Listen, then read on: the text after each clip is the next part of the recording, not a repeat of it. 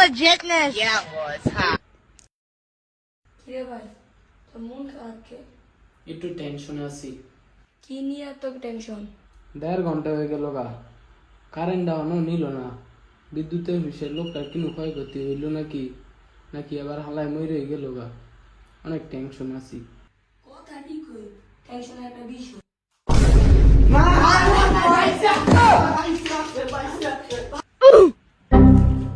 That was legitness. Yeah, it was. Ha.